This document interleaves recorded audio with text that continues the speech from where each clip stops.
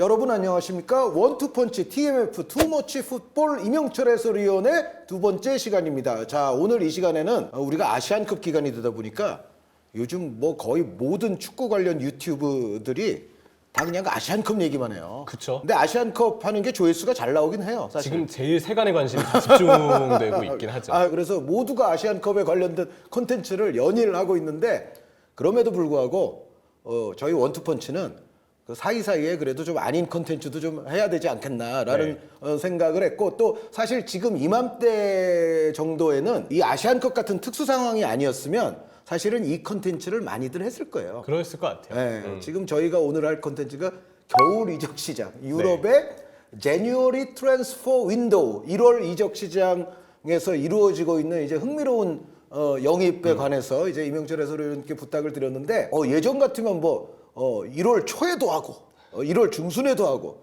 또 2월 1일쯤 되면 또 하고 1월 이적 시장에 대한 얘기를 굉장히 많이 하거든요. 근데 아시안컵 때문에 다 묻혔고 지금 좀 조용조용한 느낌이에요. 그리고 상대적으로 그런 거물 뭐 이런 이동은 아직 없어서 그렇죠. 그런 것도 또 이제 없지 않아 이제 영향이 있지 않나라는 생각인데 그럼에도 불구하고 지금 유럽의 주요 리그들에서는 한창 1월 이적 시장이 진행되고 있고 여기에는 또 흥미롭고 깨소금 같은 영입들도 없는 게 아닙니다. 네. 그래서 오늘 이명철 해설위원께는 이번 1월 이적 시장에서 이루어지고 있는 아주 흥미로운 대표적인 영입 한 7명 정도 소개를 좀 부탁드렸는데 별달리 여기 뭐 순위를 놓고 싶으세요? 아니면 순위는 그냥 안 하고 하시겠어요? 전 순위를 좀 놓고. 그래요? 네. 순위를 좋아하는 남자. 네. 이명철. 네. 그러면은 이명철 해설위원 네. 겨울 이적 시장 7등 듣겠습니다. 일단 7등은요. 유망주 공격수로 불리기도 했던 선수죠. hen트에서 이제 리옹으로 간 기프트 오르반입니다. 기프트 오르반 선수 이번 겨울 이적 시장에 굉장히 중요한 이동이라고 생각을 해요, 저도. 네. 사실 원래 기프트 오르반이 공격수가 필요했을 당시 토트넘의 관심을 받았었거든요. 네. 근데 그때 3천만 유로의 금액에 대해서 토트넘은 오르반에게 이 정도 금액은 좀 비싸다. 라는 생각으로 좀 머뭇거렸다고 한다면 hen트는 이 이상으로 받으려고 토트넘의 제의를 받지 않고 더 많은 돈을 토트넘에게 제시하라 라고 일종의 좀 hen트 입장에서는 장사를 하려는 마음이 강했습니다. 근데 hen트가 토트넘을 잘 몰랐네. 토트넘한테는 그렇게 장사하려고 그러면은 네. 그런 장사가 안 돼요. 발등에 도끼 찍히는 거예요. 딜이 안 돼. 큰일이 나는 건데 그래서 결국 토트넘은 정말 발을 뺐고 그 뒤에 오르반 사실 올 시즌 활약이 지난 시즌만큼은 아닙니다. 그러니까 지난 시즌 아주 좋았을 때는 더 비싼 선수였는데 네. 올 시즌은 사실은 골 결정력이라든가 기복의 문제가 좀 지난 시즌보다는 훨씬 많아졌죠. 그렇죠. 예. 물론 이제 2002년생이기 때문에 여전히 이 선수가 또 한 번 성장할 가능성, 다시금 회복할 가능성이 여전히 무궁무진한 선수긴 한데 아무래도 시기상 지난 시즌에 아주 좋았던 폼이 좀 이어지지 않다 보니까 지금 시장가치 가격은 떨어질 수밖에 없는 상황이었죠. 그래도 지금 말씀하신 것처럼 나이 젊은 데다가 기본적으로 갖고 있는 운동 능력과 파괴력은 좋은 선수라는 생각이 들거든요. 네. 근데 저는 요즘 리옹 구단의 상황을 봤을 때 예전의 리옹이라면 좋은 유망주가 가서 더 날개를 달고 성장할 것을 기대해 보았겠으나 최근 리옹은 리옹답지 않은 시즌들을 좀 보내고 있죠. 그래도 12월 달부터는 성적이 그래도 좀 희망이 생겼어요. 전보다는 나아졌어요. 12월부터는. 근데 저는 아직까지 좀 불안점이 있다고 보기 때문에 그래서 현재로서는 일단 주목할 만한 영입에 순위상으로는 일단 7등에 좀 매겨놓고 있습니다. 네, 어쨌든 근데 리옹은 지금 강등 가능권에 아직도 머물러 있기 때문에 리옹 입장에서는 이제 기프트 오르반 선수가 와서 바로 좀 파괴력을 발휘해 주기를 바랄 것이고 프랑스 리그잖아요. 그래도 제가 봤을 때는 기프트 오르반의 어떤 더 발전하기 위한 어떤 중간 기착지 그리고 당장 좀 골이 필요한 클럽인 리옹 저는 나름 이 궁합은 나쁘지 않을 것 같아요. 그래서 오르반 선수가 잘하면 이제 hen트에서 올 시즌 조금 못했던 거를 이제 리옹에 와서 뭔가 좀 리옹을 구할 수 있는 어떤 구세주로 좀 떠오르면서 자신의 커리어를 또 더 높여갈 수 있는 이 중간 단계가 잘하면 될 수 있지 않느냐. 잘하면 이제 윈윈으로 그쵸. 끝날 수도 있는 그런 어떤 리옹의 hen트로부터의 오르반 선수 영입을 7등으로 소개를 해주셨고요. 자, 그럼 6위는 누굽니까? 6위는 뭐 이 선수 너무 익숙한 선수죠. 이번에 아약스로 새롭게 가게 된 조던 핸더슨입니다. 네, 핸더슨 선수에게 새롭게 하니까 조금 이상하긴 한데. 근데 잉글랜드 선수가 정확하게 얘기하면 네덜란드 에르디비지에서 네덜란드 선수가 아닌 타국가의 선수 중 이렇게 명성 있고 좀 스타라고 할 수 있는 선수가 에르디비지에 간 거는 리그 차원에서도 굉장히 오랜만의 일이라고 생각을 합니다. 그러니까 근년에는 좀 드문 일이죠. 네. 사실은. 그리고 조던 핸더슨이 아약스에서 뛰는 모습은 저도 좀 궁금하기는 해요. 어떤 모습을 줄 것이며 핸더슨 입장에서도 리버풀 마이미 때도 그랬지만 폼이 점점 떨어지고 있었고 사우디 알에트파크에서도 결국 뭔가 반등을 해내지는 못하고 좀 아쉬운 행보를 이어왔는데 핸더슨 본인에게도 아약스로의 진출 그에 따라서 에레디비지 그리고 만약 이제 이후에 아약스의 성적이 살아난다면 바로 다음 시즌은 어려울 수 있지만 그 이후 시즌들 뭐 챔피언스리그 같은 무대들까지도 어쩌면 말년에 핸더슨이 다시금 밟아볼 수 있는 기회가 주어질 텐데 이 조던 핸더슨 선수가 저는 아약스에서 꼭 필요한 영입이었던 이유는 아무래도 아약스에는 지금 좀 더 베테랑 반열에 올라있는 선수의 무게감이 좀 필요했던 게 사실이거든요. 그동안 에레디비지도 그렇고 아약스도 그렇지만 팀에 뭔가 기둥 역할을 해줄 수 있는 이 단계의 선수들이 조금 성장이 되면 아무래도 팀을 떠나게 되고 선수들 간의 중간 연결고리 역할, 연결다리 역할을 해줄 선수가 없다 보니까 팀 분위기적으로 뭔가 확실히 분위기나 무게를 잡아줄 선수 리더격의 선수가 저는 좀 부족했지 않았나라는 생각을 합니다. 아니 근데 나이로 보면은 뭐 엄청 리더인 건 맞는데 네. 딱 가서 그 역할을 잘할 수 있을까요? 저는 핸더슨의 장점이 딱 그 부분에 있거든요. 리더십. 리더십. 네. 리버풀 말미 때는 사실 리더십 이외에는 조금 아쉬운 행보가 있었어요. 그래서 핸더슨의 리더십에 대해서는 지금 아약스에게는 필요한 새로운 단계다. 곳에 가도 그 동생들을 잘 이끌 수는 있을 것이다. 네, 에레디비지 입장에서도 뭐 오랜만에 이제 타국가 스타 선수의 또 이 영입인 만큼 한국인 만큼 관심도를 높이는 데는 도움이 되겠죠 또. 네, 지금 암스테르담 길 표지판에 뭐 조던 핸더슨 스티커를 이제 뭐 붙여놨다는 얘기까지도 있더라고요. 오, 그래요? 네, 뭐 조던 뭐 어떤 스트리트가 있는데 핸더슨의 아약스 로고가 이렇게 딱 붙어 있더라고요. 혹시 저 요르단 뭐 이런 거 붙여놓은 거 아니에요? 요르단. 요르단. 네, 우리에게 무서웠던 조던 공포 그런 것처럼 핸더슨 뭐 지금 이제 많은 파급력을 주고 있는데 핸더슨이라는 선수의 또 말미가 궁금한 부분에서 저는 좀 주목할 만한 이슈이자 영입 6위로 좀 꼽아보고 싶습니다. 네, 조던 핸더슨 선수 사우디아라비아에서 금방 다시 유럽으로 돌아왔습니다.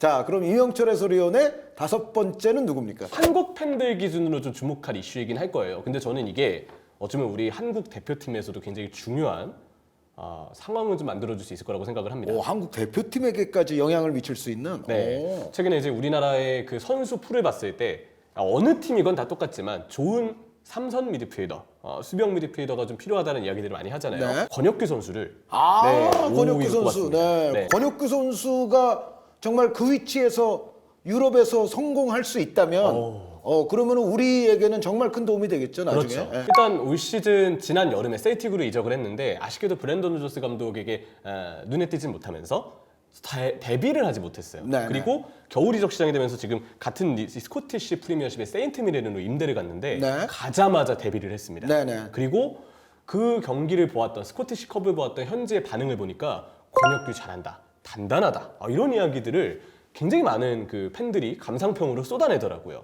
호평이 좀 이어졌는데 권혁규 선수가 저는 충분히 부산 아이파크에서 보여준 폼을 보더라도 우리가 앞으로 주목해볼 만한 장래성이 뛰어난 수비형 미드필더임에는 틀림이 없었고 지금 드디어 유럽에서 뛸 수 있는 기회가 주어지는 팀에 갔거든요. 게다가 이 세인트 미렌의 최근 스코티시 프리미어십에서의 성적을 보면 스티븐 로빈슨 감독이 지휘하면서 지난 시즌은 6위, 올 시즌은 5위. 스코티시 프리미어십도 우리나라 K리그1과 마찬가지로 스플릿 제도를 쓰는데 네. 이전보다 순위가 세인트 미렌이 많이 올라가면서 계속 상위 스플릿에 올라가고 있습니다. 그것도 상위 그 파이널 A에서 뛰느냐 B에서 뛰느냐는 사실은 클럽 전체 레벨을 바꿔놓는 그런 일이죠, 사실은. 그렇죠. 예, 상위 팀끼리 한 번 더 붙고 하는 거는 권혁규 선수에게도 굉장히 큰 도움이 될 겁니다. 네. 좋습니다. 아주. 네. 네. 5등 아주 만족스러웠어요. 권혁규 선수가 등장을 했습니다. 권혁규 선수 정말 세인트 미렌에서 자신의 커리어를 본격적으로 이제 업그레이드 시키는 기회를 맞이하기를 바라겠고요. 자, 이명철 해설위원의 4번째 듣겠습니다. 네, 4번째는요. 이 선수 과연 반등할 수 있을까?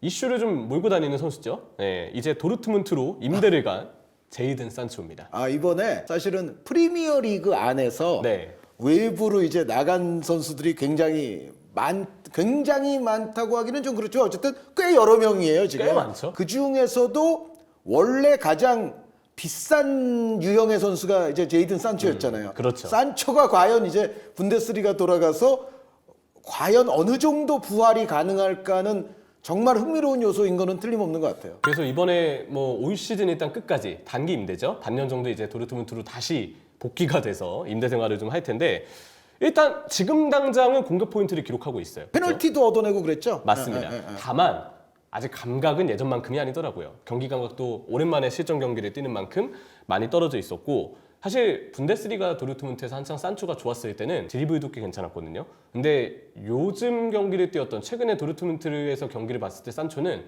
드리블 실력이 확실히 아직까지는 좀 몸이 무겁고 좀 굼뜨다는 느낌이 좀 강했습니다. 그러다 보니까 지금 산초 선수는 아직까지 이 선수가 성공을 할지 다시 예전의 기량을 되찾을지는 많은 변수 속에서 우리가 지켜봐야 될 거라고 생각을 하고요. 다만 그 자체만으로 분명 사람들이 이목을 끄는 포인트는 있거든요. 산초가 기대된다라는 느낌에서 4위라기보다는 이슈몰이를 할 것이다. 예, 계속 눈에 띄는 포인트가 있을 것이다 라는 점에서 좀 주목해 보시죠 라는 느낌으로 순위권에 꼽고 싶습니다. 근데 이제 단도직입적으로 한번 물어볼게요. 자, 이명철 해설위원이 생각하는 산초의 그 도르트문트로 옮긴 게 대박, 중박, 그저 그럴 것이다. 거기서도 별로일 것이다. 뭐 어떤 겁니까? 하나 고른다면. 정말 저는 딱 하나 지금 그냥 생각나는 대로 하겠습니다. 네. 그저 그럴 것이다. 그저 그럴 것이다. 네. 그러니까 아주 바닥은 아니지만 그렇다고 좋은 쪽도 아니고 그냥 그저 그런 정도로 끝날 거다. 네. 물론 이제 테나 감독과의 불화가 정확히 어떤 내부 이유 때문인지를 우리가 명확하게 알 수는 없겠지만 내부 불화가 있었다는 점은 사실 선수 본인에게도 굉장한 마이너스 그리고 우려의 시선의 당연히 높일 수밖에 없거든요. 거기에 더해서 프리미어리그에서 자신감이 많이 꺾여 있는 단계에 있다 보니까 그 어느 리그에서 뭔가 한계를 경험했다라기보다는 선수의 흐름으로 봤을 때 예전보다는 산초를 어떻게 막아야 되는지 어느 부분에서 산초가 좀 취약한지 이런 부분에 대해서 산초가 이제는 좀 드러나 있는 선수라는 생각이 좀 들거든요. 그래서 뭔가 분데스리가에서 처음 센세이셔널했던 때보다는 산초라는 선수에 대한 어떤 약점도 많이 들춰진 상황이라고 봐서 단기에 뭔가 살아나기에는 쉽지는 않을 것 같다라는 생각이 좀 들고요. 도르트문트의 팀 컨디션도 여전히 많이 올라와야 되거든요. 팀이 지금 뭔가 내용적으로나 결과적으로 아주 좋은 단계에 있었다면 산초에 대해서도 좀 긍정적인 예상을 해볼 수 있었겠지만 도르트문트도 분명 팀적으로는 좀 더 반등해야 될 단계에 저는 있을 거라고 생각을 합니다. 네, 이 이명철 해설위원의 이제 그 예상은 이제 박제가 될 겁니다. 딱 박제가. 그러니까 산초 도르트문트행 그저 그런 결과로 끝날 것이다. 네. 어쨌든 그러니까 대박 아니고 중박 아니고 네. 그렇다고 폭망은 아니고 폭망까지는 아니고. 폭망은 아니고 네. 그저 그런 딱 그 정도 수준. 네. 예상하셨어요. 과연? 네. 네. 자, 그러면은 산초에 이어서 세 번째 선수는 누굽니까? 네, 이 선수는 제가 예전 챔피언십 번니를 보면서 좀 네. 중계도 하면서 굉장히 인상 깊게 봤던 선수였는데 첼시에서 유독 기회를 못 받았어요. 도르트문트에서 이제 기회를 아마 좀 받지 않을까 생각을 합니다. 네, 그러니까 또 EPL에서 저 빠져나간 네. 선수 중에 한 명이죠. 이 마트센. 네, 근데 좀 나이가 든 선수들도 좀 빠져나갔지만 이 선수는 이제 젊은 선수. 그렇죠. 네. 장래성이 있기 때문에 저는 그래도 산초보다는 순위권을 높게 좀 책정을 했는데 이 선수는 요즘 이제 현대 축구에서 많이 중요시 여기는 안쪽으로 좁혀지는 빌드업에 참여할 수 있는 풀백, 인버티드 풀백을 소화해본 선수입니다. 네. 버니도 사실 마트센이 없음으로써 프리미어리그 승격하면서 빌드업 체계가 많이 좀 바뀌었거든요. 근데 버니 입장에서 놓고 보면 마트센이 만약 그대로 프리미어리그에 와서도 버니에서 뛰었다면 지금보다는 버니의 후방 구조나 빌드업 공격 작업이 좀 더 나았을 거라고 생각을 해요. 네. 왜냐면 마트센이 콤파니 감독이 구상하고 있는 시스템에서 굉장히 많은 지분을 차지했던 선수고 패스 능력이나 움직임, 안쪽을 파고드는 어떤 침투가 꽤 좋았던 선수거든요. 근데 포체티노 감독은 첼시에서 계속 마트센 선수를 쓰지 않았는데 제가 생각하는 마트센의 외면한 큰 이유는 뭐 훈련 때 모습을 뭐 포체티노 감독이 인상 깊게 보지 않아서가 좀 이유가 되겠지만 또 하나는 수비 불안 때문이 좀 아닐까 싶어요. 네. 결국 그 부분에서 마트센을 풀백으로 쓰는 건 불안하다. 코리를 써야겠다. 네. 그러다가 보니까 이제 코리도 좀 뭔가 어중간해지는 예. 그런 악순환이 좀 반복이 됐는데 저는 마트센을 다시 도르트문트에서 지금은 쓰게 됐을 때 경기에 나왔을 때 분명 이대로 그냥 잠잠해질 유망주는 아니라고 생각을 하고요. 조금 더 무언가 장래성을 기대해 볼 수 있는 선수라고 좀 보고 있습니다. 근데 이 선수가 지금은 경기를 뛸 수밖에 없어요. 벤세바이니가 지금 네이션스컵에 차출이 됐고요. 그렇죠. 리에르손도 지금 부상 때문에 한동안은 경기 못 뛰거든요.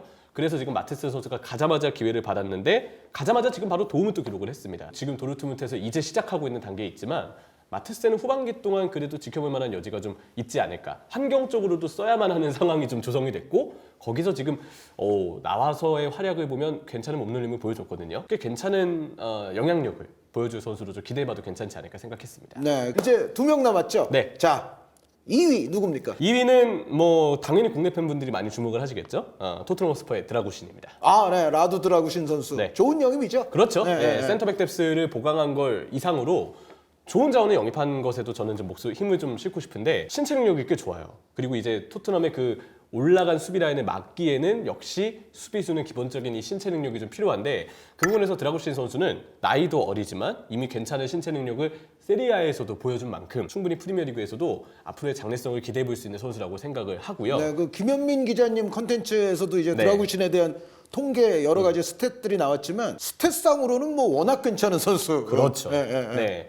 그리고 이제 토트넘의 경우도 사실 팀적으로 보면 분명 수비진의 뎁스 문제가 꽤 심화된 팀이었다고 봤거든요. 네. 전반기 때는 특히 그 문제가 많이 드러났었고 판더벤 로메로가 이제 계속해서 좀 경기를 뛰긴 하겠으나 주전과 백업 사이에 이 중주전이라고 부르는 선수의 존재가 토트넘에는 분명 좀 필요했었어요. 벤 데이비스가 물론 전반기 때 대체로 나와서 꽤 잘해주긴 했었지만 어쨌든 한동안은 좀 부상이 있을 것이고 에메르송 로얄은 이 선수가 이곳저곳을 뛸 수 있는 거는 분명히 큰 메리트긴 하지만 기량적으로 보면 단순히 이곳저곳을 뛰는 것 이상으로 든든했는가 안정적이었나로 본다면 좀 애매한 부분들이 많았다고 생각을 합니다. 네, 그리고 토트넘 팬들은 이 선수가 벤치로부터 출격하면 오히려 공포감을 느꼈던 그 에릭 다이어 선수가 있었죠. 그렇죠. 네. 지금은 없지만. 네, 이제 준주전에서 다이어는 나갔습니다.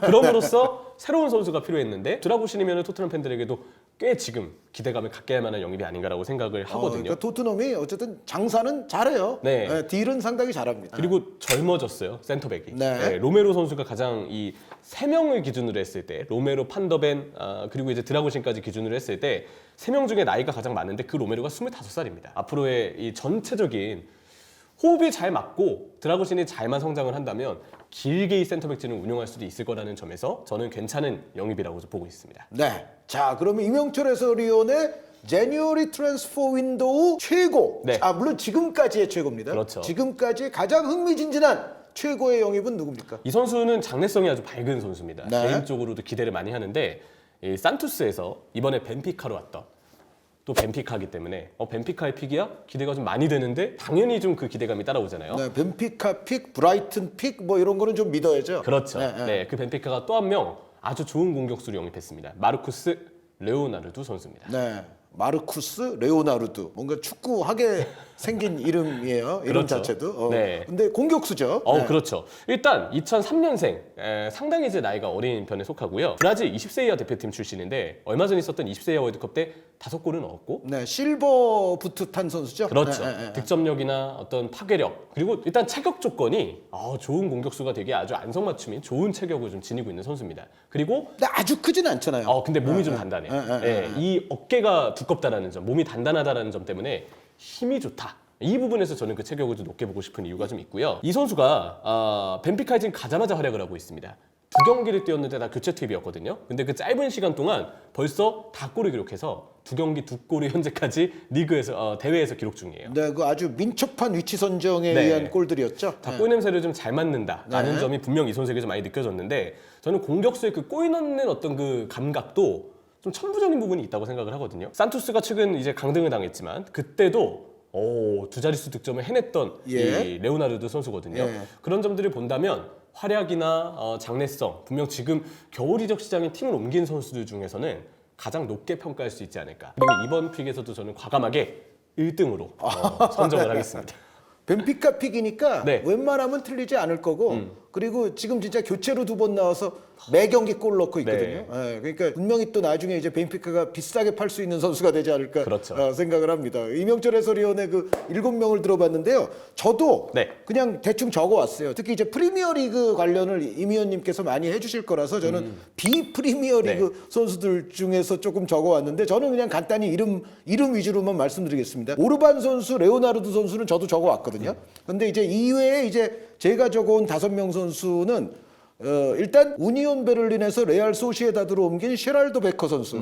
네, 우니온 베를린 잘 나갈 때는 이 선수도 그 독일 무대에서 아주 소문난 파괴력 있는 공격수 소리를 듣다가 네. 우니온 베를린이 못 나가기 시작한 이제 올 시즌에는 이 선수도 같이 못 나가기 시작을 했는데 결국은 소시에다드 행이 됐어요. 그런데 저는 그래도 소시에다드는 영입 잘했다고 봐요. 왜냐하면 소시에다드는 근본적으로 뭐 오야르사발 선수도 그렇고 뭐 쿠보 선수도 그렇고 전체적으로 볼을 좀 예쁘게 차는 선수들이 많거든요. 뭔가 소시에다드는 약간 우당탕탕하는 선수가 조금 필요해요. 근데 셰랄도 베코 선수가 올 시즌 골은 팍 줄었어도 그래도 저는 소시에다드에서는 좋은 역할을 할 수 있을 것이다라고 보고 또 소시에다드가 야심차게 영입했던 그 모모 알리시오라는 선수가 프랑스로 다시 떠났어요. 네. 활약을 제대로 못하고 그래서라도 이제 셰랄도 베커 선수가 그 자리를 메우면 제가 봤을 때는 영입 상당히 잘했다라는 생각이 들고요. 그리고 그 다음에는 이 선수가 사실은 가장 흥미롭습니다. 뭐냐면 시몬 주르코프스키라는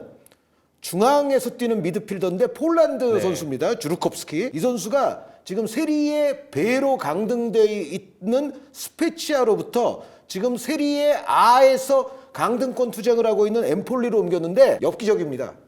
지금 2경기 뛰었거든요. 아까 그 마르쿠스 레오나르도 선수 2경기 교체로 나와서 2골이라고 말씀해 주셨잖아요. 네.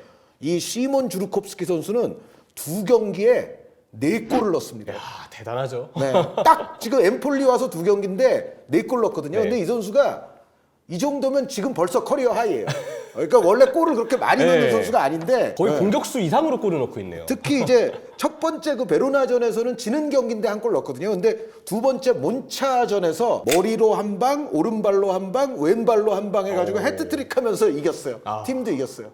그래서 주르코프스키 선수는 2경기에 한 시즌 넣을 골을 다 넣었거든요, 지금. 근데 앞으로 이제 어떻게 네. 될지를 보겠는데 어쨌든 겨울 이적 시장에 지금 데려온 선수 중에 그 즉각적인 임팩트는 세계 최고입니다. 그 다음에는 나폴리가 지금 이적 시장을 좀 활발히 보내고 있어요. 네. 왜냐하면 성적이 안 좋잖아요. 너무 안 좋죠. 네, 성적이 네. 안 좋으니까 활발해질 수밖에 없는데 베로나로부터 벨기에 윙어인 시릴 은공계 선수를 데려왔는데 제가 봤을 때는 괜찮은 영입이 될 가능성이 높아요. 그러니까 은공계 선수는 또 왼발을 잘 쓰기 때문에 이제 오른쪽에서 어떻게 보면 이제 크바라츠켈리아 선수와 좀 균형을 좌우 균형을 좀 맞춰줄 수 있는 그 이미 검증은 상당히 좀 된 선수이기 때문에 물론 나이가 2000년생이니까 젊지만 그렇다고 2000년생이면 아주 어린 건 아니거든요. 네. 이미 어느 정도 검증이 된 좋은 윙어 그리고 골도 넣어줄 수 있는 자원을 영입했다는 생각이고 그리고 세리에 A의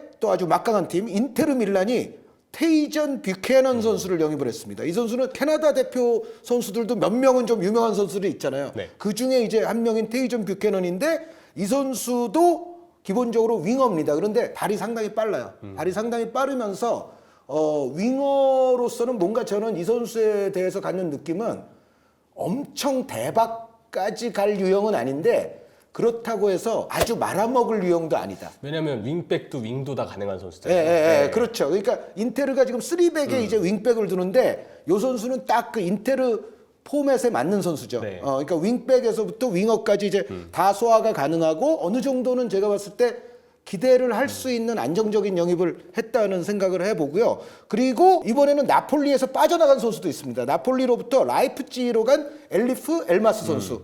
라이프치히가 오랜 기간 라이프치히를 지켜왔던 포스베리 선수가 이제 나갔어요. 네. 포스베리 선수가 미국으로 갔기 때문에 어떻게 보면 이제 라이프치히도 그 자리를 메울 만한 선수가 필요했는데 이제 엘마스 선수가 들어오면은 올모 선수가 있고 시몬스 선수가 있잖아요. 네. 근데 이 두 선수를 좀 로테이션 시켜주면서 약간 체력 같은 거를 좀 도와줄 수 있는 그런 역할로는 제가 봤을 때 엘마스 선수가 라이프치히에서 저는 괜찮을 것 같아요. 그래서 나폴리가 영입한 뭐 아까 은공계 선수도 있지만 나폴리로부터 라이프치히로 옮긴 엘마스 선수도 있다는 거. 그래서 저는 셰랄도 베커, 시몬 주르코프스키, 시릴 은공계, 테이전 뷰캐넌 그리고 엘리프 엘마스까지. 그리고 저는 레오나르도 선수, 기프트 오르반 선수는 저도 적어왔기 때문에 그건 겹치는 부분이고 저는 간단하게 5명 정도의 선수를 추가적으로 지금 겨울 이적 시장에서 이동한 흥미로운 영입에 저는 근데 이명철 해설위원이 메인이었고 저는 추가였습니다. 그래서 제가 약간 추가를 하면서 여러분들께 이제 1월 이적 시장의 어떤 지금 돌아가는 모습을 조금이나마 말씀을 드렸는데 1월 이적 시장이 지금 약간 찬밥 대접을 받고 있지만 네. 그럼에도 불구하고 원투펀치 그리고 이명철 해설위원은 1월 이적 시장에 관해서도 매 눈으로 지켜보고 있다라는 것을 말씀드리면서 오늘 이명철 해설위원과 더불어서 이야기 나눠본 원투펀치 투머치 풋볼 시간을 여기서 마치겠습니다. 저희는 또 다음에 재미있는 주제를 가지고서 찾아뵙겠습니다. 여러분 대단히 감사합니다.